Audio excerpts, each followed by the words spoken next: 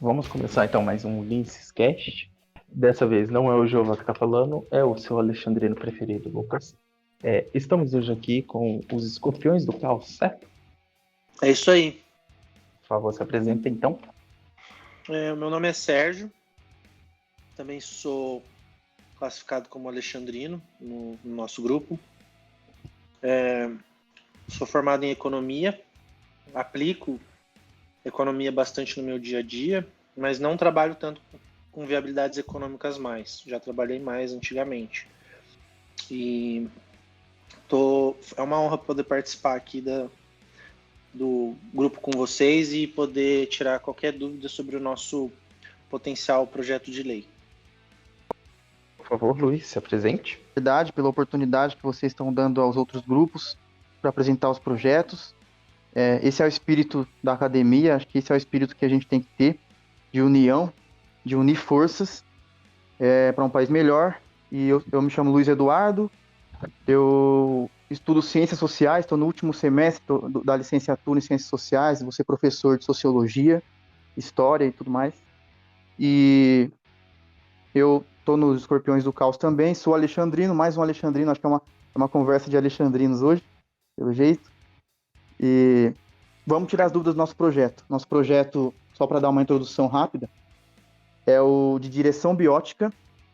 É uma tecnologia que já existe em 16 países, entre eles Estados Unidos, Austrália, Arábia Saudita, Uruguai, para falar de países subdesenvolvidos mais parecidos com o Brasil. Então, está em 16 países já essa tecnologia e ela permite com que pessoas com baixa visão possam dirigir, né? E é muito importante que esse projeto seja aprovado. 6 milhões de pessoas, aproximadamente, têm baixa visão no Brasil e seriam beneficiadas com esse projeto. Ótimo. Então, o projeto em si, ele trata sobre essa direção biótica, etc. Eu gostaria de saber, isso é uma pergunta assim, mais na área jurídica. Vocês vão criar uma lei do zero ou vocês estão estabelecendo parâmetros em legislações Eu já posso vigentes responder no essa, país? Luiz. Conforme o Luiz estava explicando, são mais de 16 países, né? É que os 16 países que a gente levou em consideração são tanto países de subdesenvolvimento, que a gente poderia comparar com o Brasil, como países desenvolvidos, que aí a gente não precisa nem falar, mas nos Estados Unidos, essa permissão para dirigir com visão subnormal é desde 1971, ou seja, há 50 anos atrás eles já tinham uma forma de capacitar essas pessoas com visão subnormal. E aí, a gente não, conforme a gente foi pesquisando, conforme a gente foi entendendo como os países desenvolvidos abordam essa questão, como os países subdesenvolvidos também abordam essa questão, a gente percebeu, também com a ajuda do Ovidio, com outras pessoas do grupo, que não precisamos iniciar uma lei do zero, e sim fazer uma menção para que o poder executivo, não é nem o poder legislativo, e isso a gente pode até num segundo momento perguntar com mais conhecimento técnico, jurídico que o Ovidio tem no grupo, uma menção para que o poder executivo faça suas considerações dentro da lei de trânsito no CONTRAN e no DETRAN. Então, a gente não precisa fazer uma lei do zero. Nós simplesmente precisamos pegar essa lei que já existe, na lei de trânsito, e implementar para que possa ser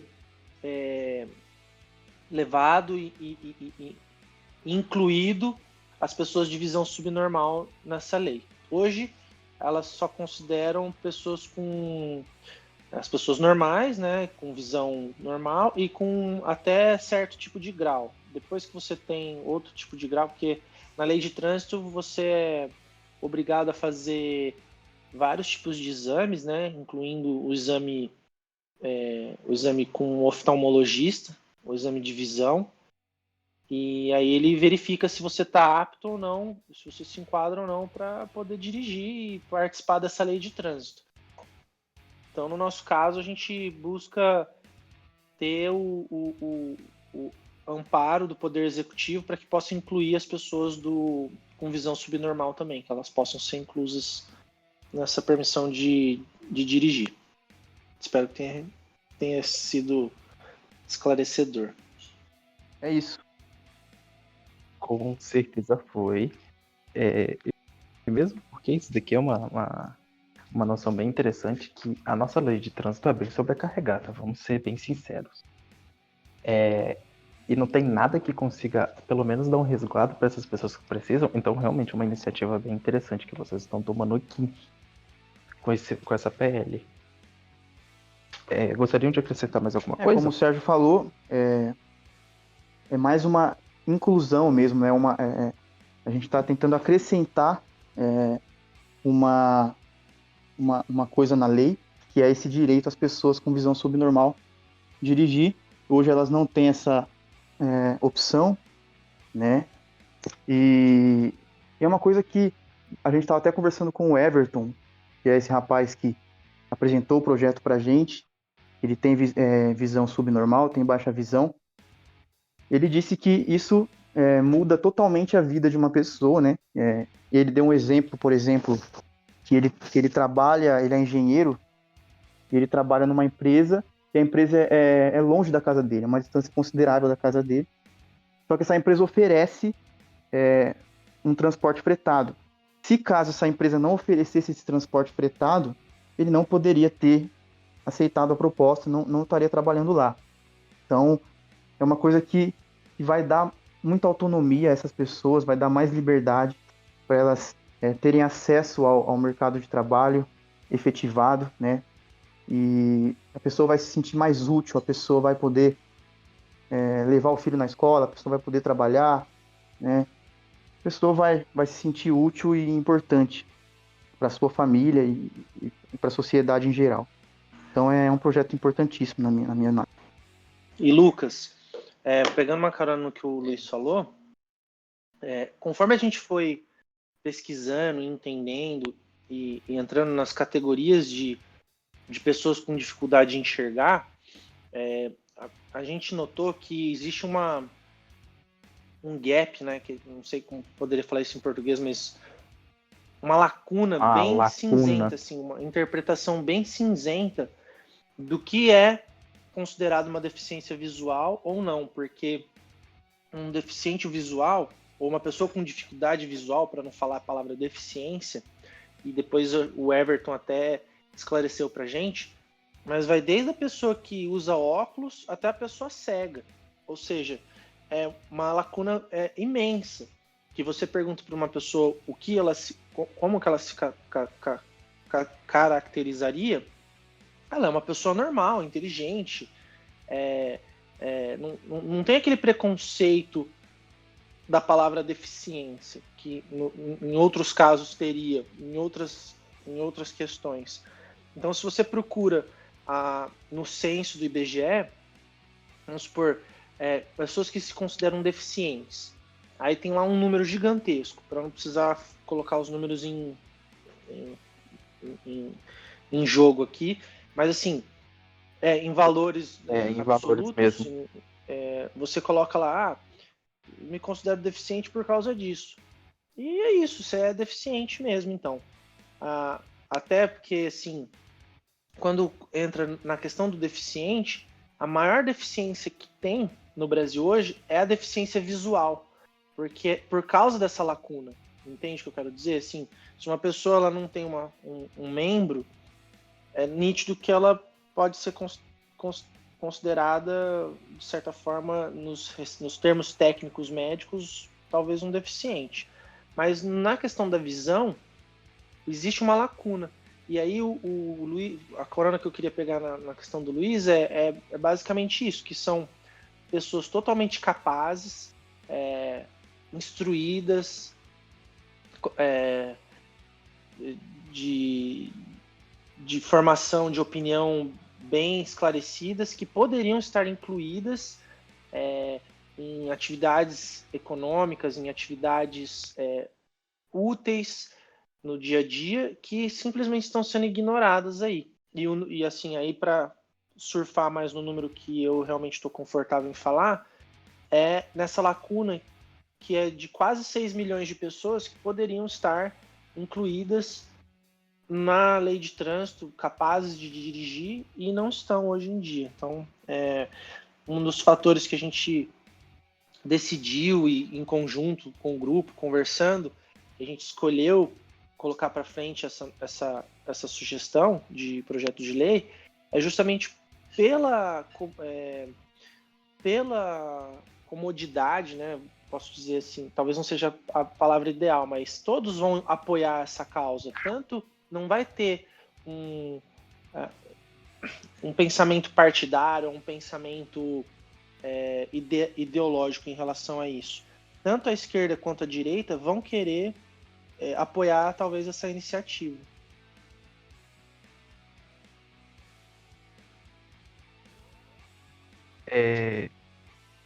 Agora eu queria ressaltar uma outra dúvida que está batendo assim, como eu posso dizer, e acredito que seria uma dúvida realmente coletiva mesmo, que muitas pessoas teriam, que é como funciona essa tecnologia que querem implementar aqui através dessa PL. Como ela de fato seria aplicada, como que ela ajudaria as pessoas que têm essa dificuldade. É uma tecnologia simples, é um telescópio, né, é um equipamento que vai acima do óculos, e cada pessoa com baixa visão, ela é acometida de um problema diferente, uma patologia diferente.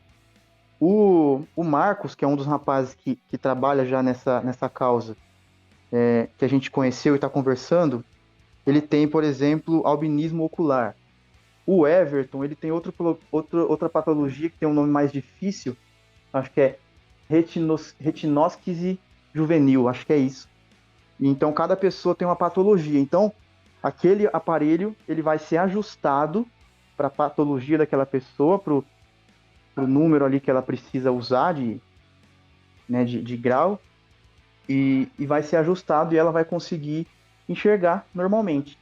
Então, é uma coisa que, como o Sérgio falou, não tem por que ter uma resistência, não tem por que ter um preconceito, porque assim como as pessoas míopes são deficientes visuais também, no sentido técnico, e elas precisam do óculos para dirigir, né? A pessoa que é míope, ela precisa usar óculos para dirigir. Então, assim como a pessoa que tem baixa visão, ela tem que estar teria que estar com aquele telescópio bióptico. Então, é uma coisa simples e não tem que gerar nenhum tipo de preconceito e tal. Mas essa é a nossa missão, né? Fazer a sociedade entender esse projeto, como funciona essa tecnologia, para não haver resistência a esse projeto. Ideológico, eu acho que já não vai existir, porque uma pessoa de esquerda, ela não vai ser contra um projeto de inclusão só por ela ser de esquerda, e vice-versa. Então, a gente estava conversando isso numa das reuniões. É um projeto que tem uma probabilidade de dar certo, por não enfrentar uma resistência ideológica. A nossa maior preocupação em relação à questão ideológica, a gente até conversou, que seria, vamos supor, uma pessoa de esquerda exigir que o SUS pague o óculos, não é um óculos, né, mas o SUS pague o telescópio para a pessoa, ou que crie burocracias e fique mais difícil tirar a carteira de motorista do que já era antes, ou crie custos e taxas, entendeu? É a nossa maior preocupação. Mas é lógico que isso daí vai depender de muito debate, da forma que a gente apresentar, as pessoas que a gente envolver. Mas respondendo a pergunta que você perguntou, o Luiz foi muito assertivo, não passa de um óculos super capacitado que, ao invés de aumentar 2, 3, 4, 5, 10 graus, ele vai aumentar a sua visão em 2, 3, 4 vezes. Então você vai poder enxergar 4 vezes a distância que você enxergaria. Por isso chama telescópio. É um óculos super capacitado.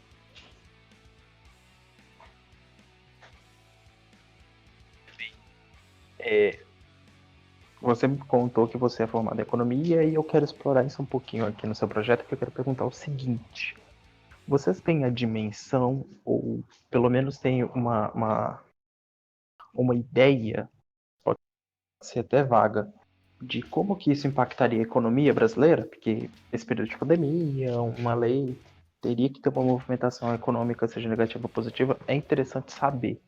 Acredita que vai ter o quê?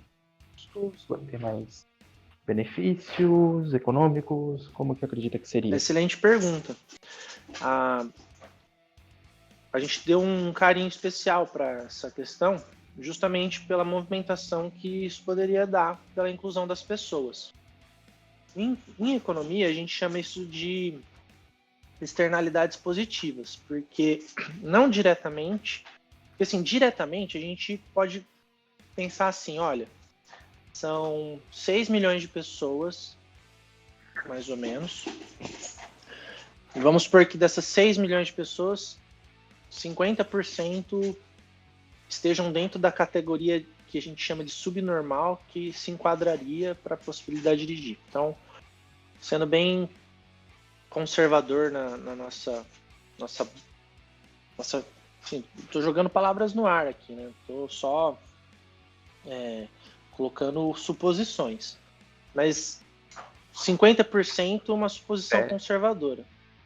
Diretamente, a gente consegue pensar assim, bom, são 3 milhões de litros de combustível a mais que vão girar na economia, são 3 milhões de carros que podem ser adicionados, comprados, aumentando o PIB, mas isso são coisas só coisas diretas.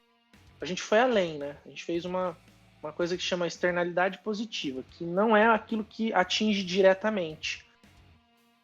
Ela tem a capacidade de aumentar em 2, 3, 4 vezes esse potencial de giro econômico, de aumento de produto interno bruto, de fomentação, de aquecimento econômico, pelas atividades que essas pessoas que antes não podiam, e o Everton na época, nos dias, na semana passada, comentou sobre isso, que ele poderia levar o pai, tem pessoas que poderiam levar os pais, os avós, as crianças na escola,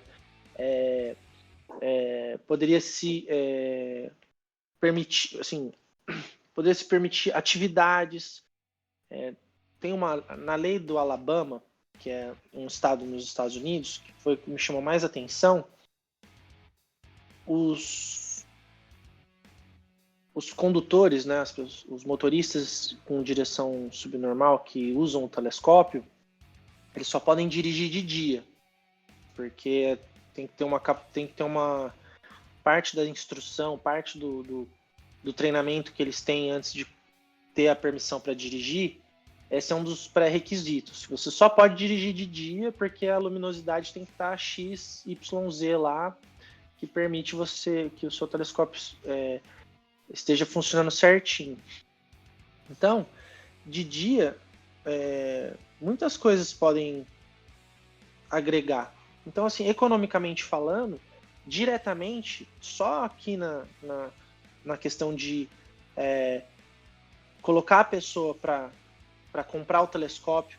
O telescópio, o Everton estava falando, que pode chegar a custar R$25 mil, ou seja, praticamente o preço de um carro, se você for comprar um carro usado, entendeu? Não é todo mundo que vai conseguir comprar um telescópio, mas vai fomentar toda a medicina que vai querer vender o telescópio.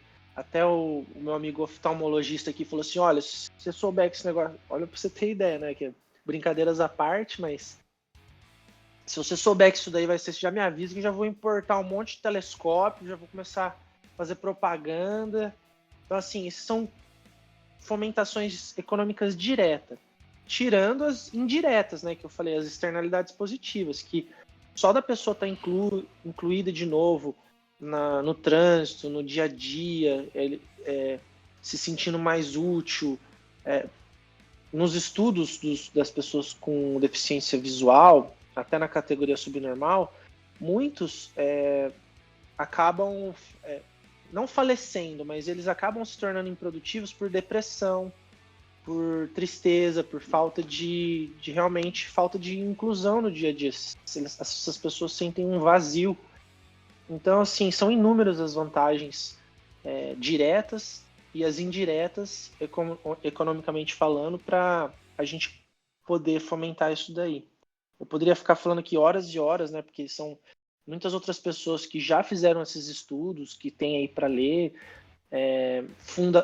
instituições de caridade, fundações, que fazem esse trabalho de inclusão dos deficientes para eles poderem servir e contribuir ativamente no dia a dia.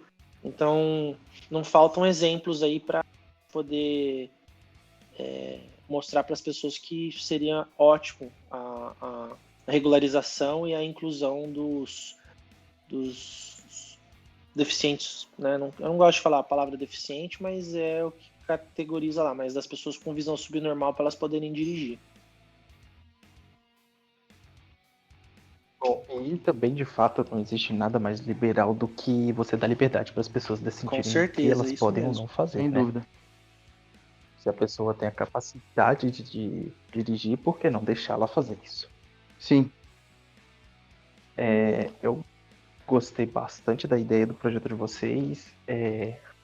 Uma coisa que me atiçou aqui é que esse projeto, ele é um projeto bem ambicioso, vou ser bem sincero. E ele, apesar de ser bem ambicioso, ele é bem singelo, não é um projeto que mexe com uma coisa muito difícil ou que trata de trâmites políticos direto. É um projeto bem fácil de ser aceito. Mas a ideia dele em si é bem ambiciosa, é trazer uma tecnologia completamente inovadora para o Brasil. Exatamente. Tem alguma... Vocês conseguiram ter alguma menção de como essa tecnologia seria de fato implementada no Brasil?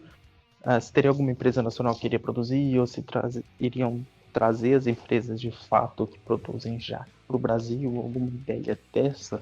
A implementação de fato na estrutura O Sérgio é melhor para responder isso do que eu, pela formação dele. Mas eu queria falar um negócio antes. Como o Sérgio colocou, é uma tecnologia que não é muito barata, né? Eu estava conversando com o Everton e ele disse que a Ocutec, que é uma marca que produz esse aparelho, ele custa $2.500. Só que a nossa esperança é que isso gere que o mercado acorde para isso, se esse projeto viesse a ser aprovado um dia, que o mercado olhasse com bons olhos e passasse a investir nisso. E aí várias empresas começariam a oferecer esse equipamento, e aí a concorrência talvez geraria uma redução de preços, uma melhor oferta dessa tecnologia. É o básico do liberalismo, né, que a gente acredita, liberalismo econômico. Então, é só esse comentário que eu queria fazer. Agora o Sérgio tem mais propriedade para falar. Assim, não tenho nada a acrescentar, não, porque muito do que eu aprendi com o Everton semana passada, com a entrevista junto com o Arthur, que ele explicou justamente isso que o Luiz falou. Praticamente 100% dos telescópios no Brasil são importados, e o preço de um telescópio mais basicão, com um custo-benefício bom, é R$2.500. Só que quando chega aqui no Brasil, chega custando 15. Porque assim, 2.500 vezes 5 já dá quase R$13.000. Mais os impostos, então assim, 15 ele fala, é chutando baixo. Se você for realmente comprar pagar o imposto, comprar na loja, chega a ser 25, 27 mil reais. E a gente está falando do mais básico. Agora tem outros que se tornando mais... Porque o telescópio a gente pode usar independente se for só para dirigir. O telescópio ele é usado para outras coisas também. Então, se porventura for interessante, com certeza indústrias brasileiras, até indústrias estrangeiras iriam tentar trazer com um custo menor O Kim Kataguiri já tentou fazer diversas adequações de imposto para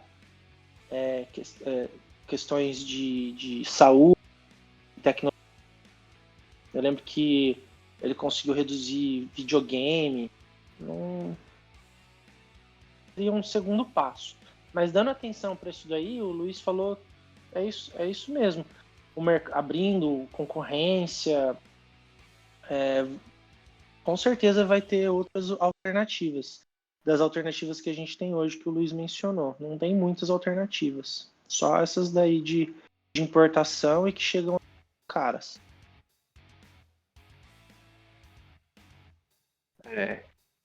Uma coisa também que é válido ressaltar é que esse projeto vai gerar, como vocês disseram, vai gerar uma fomentação econômica.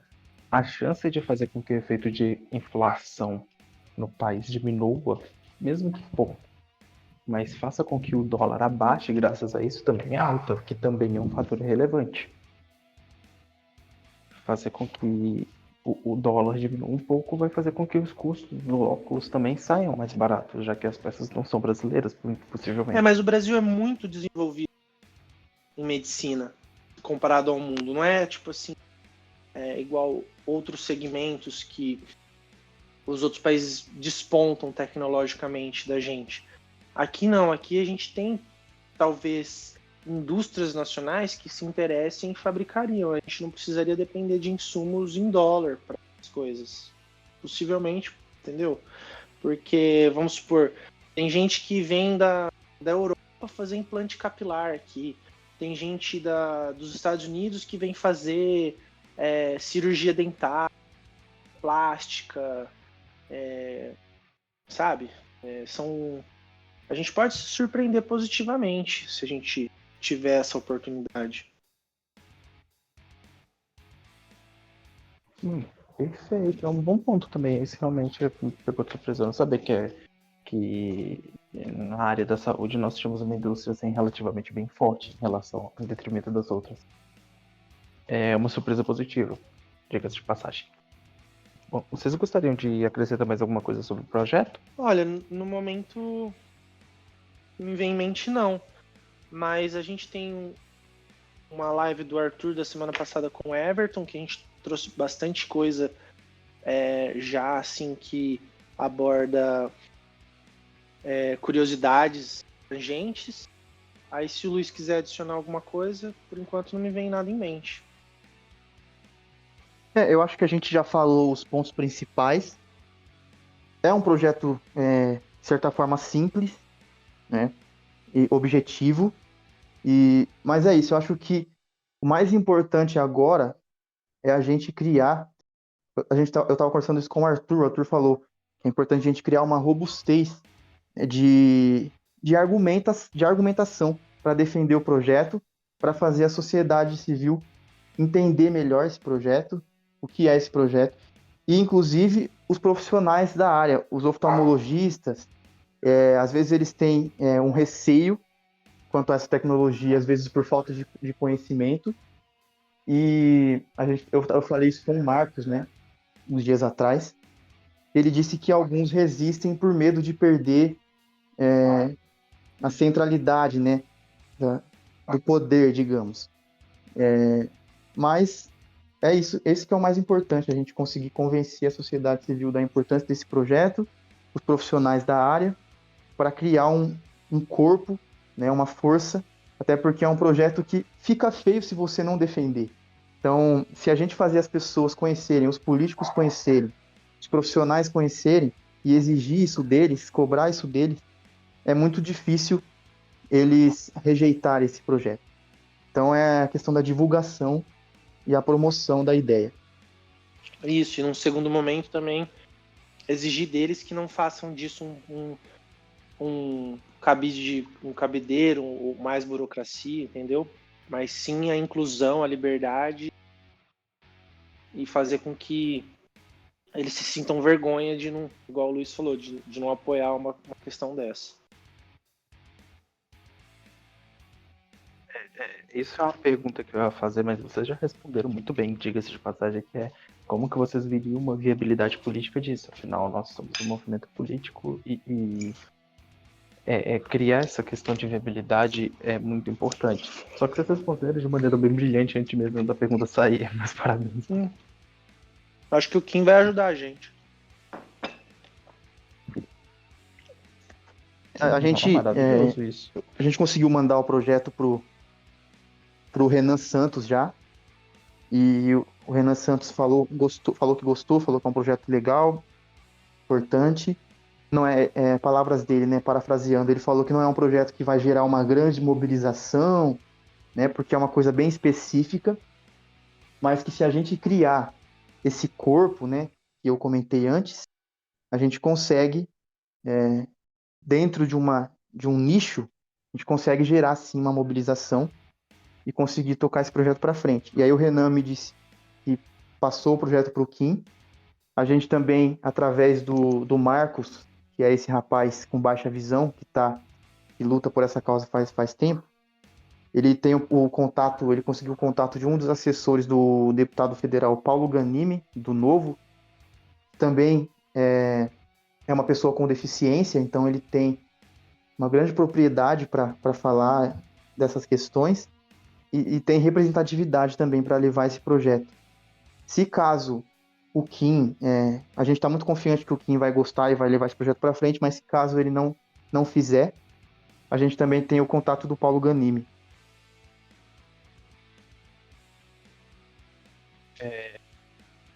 Porra. Pois não é, já tem 2 apresentações federais para poder apresentar o projeto. É realmente muita coisa.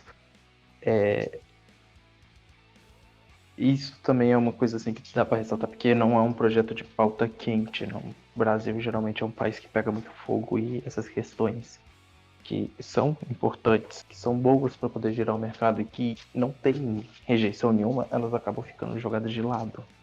É muito bom ver esse tipo de projeto vindo, porque faz com que pessoas que se sintam muito excluídas consigam ser incluídas e sem ser aquela coisa pedante, maçante, que geralmente você vê acontecendo, que tipo, oh, coitadinho, ele não é incluído. Não.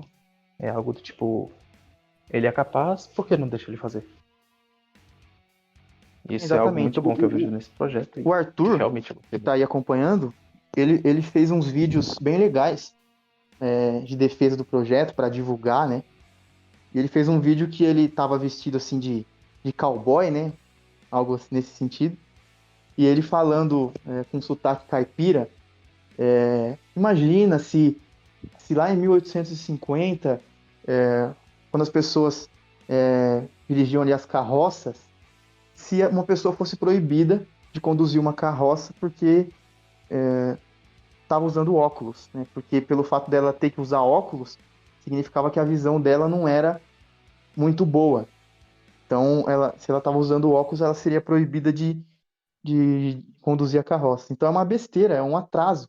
Porque se já existe essa tecnologia, se já existe o óculos para fazer a pessoa enxergar melhor, não tem por que ela não poder conduzir uma carroça. Se já existe o telescópio bióptico para fazer a pessoa conseguir enxergar melhor, não tem por que não autorizar, né? Não dar esse direito à pessoa. Isso é realmente muito bom. Eu gostei bastante da ideia que vocês tiveram mesmo. E essa é uma defesa muito interessante. Então quer dizer que vocês têm já a divulgação basicamente dos seus. Da ideia da PL em si, em forma de vídeos e tudo mais, certo? Assim, o Arthur fez 2 vídeos. Ele já está lá no nosso Instagram, Escorpiões do Caos. Ele fez 2 vídeos e ele está fazendo mais um agora. O Fausto, que é outro rapaz do nosso grupo da Casa de Atenas, também está fazendo outro vídeo curto, porque são aqueles vídeos que o pessoal pediu para complementar a atividade, né? E eles estão fazendo esses vídeos, mas já tem 2 lá do Arthur, lá no nosso Instagram. E tem a live que a gente fez, que o uma Sérgio pena comentou. que a live. Uma pena que ela E deu defeito e não foi gravada, mas tem a live. infelizmente, a gente perdeu a primeira live que a gente fez com o Everton e com o Marcos. Uhum. Não, o Instagram não deu opção pro Arthur, ele estava conduzindo a live. não deu a opção para ele de salvar. O Instagram é complicado, às vezes ele faz isso com a gente. Mas a gente vai fazer mais para frente. E com os vídeos e com as lives que a gente vai fazer, a gente pretende divulgar bastante o projeto.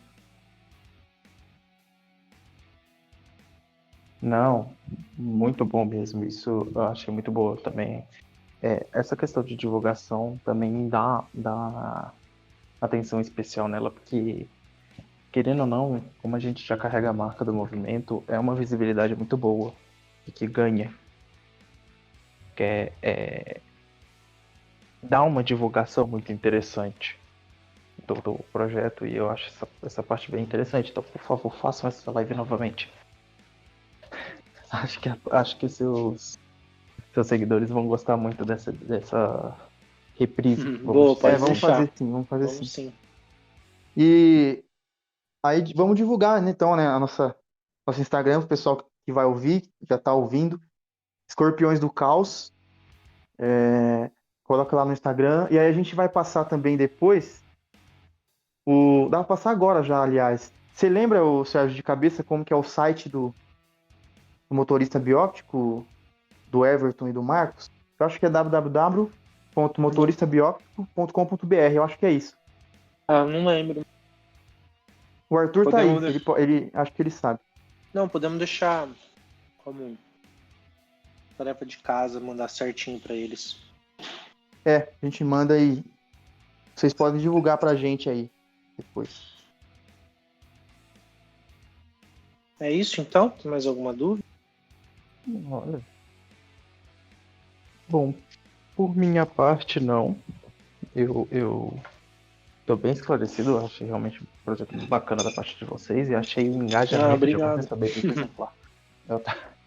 Obrigado. Tá tendo a gente no meu grupo teve alguns problemas com o engajamento e principalmente eu também senti dificuldade nisso em muitos grupos, problema com engajamento, pessoas não estavam muito empenhadas.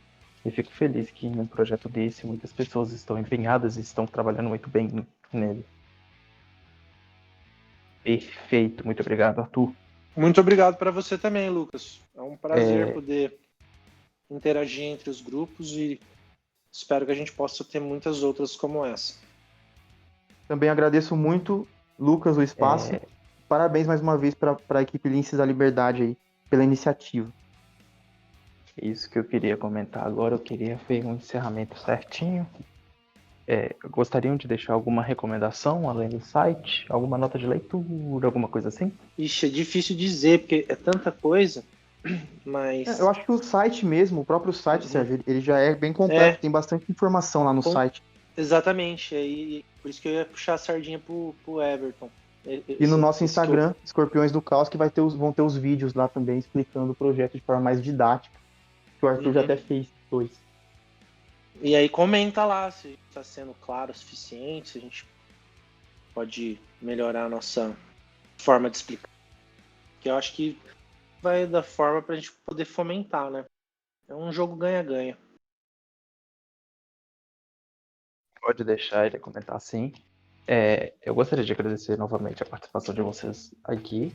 Gostaria de agradecer também a presença de todos aqueles que irão estar aqui ainda, porque a live ainda vai ser lançada.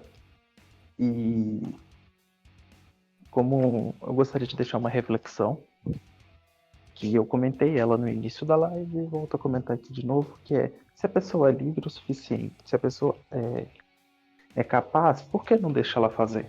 Afinal, não existe nada mais livre do que deixar a pessoa decidir por si só o que ela quer fazer. Exatamente. Isso aí. Então, graças a isso, eu me despeço de todos os ouvintes. Agradeço novamente aos Escorpiões do Caos, ao Sérgio e ao Luiz, e ao Arthur também, que Muito estava obrigado, Lucas. a presença de vocês. E tchau, muito obrigado. Tchau.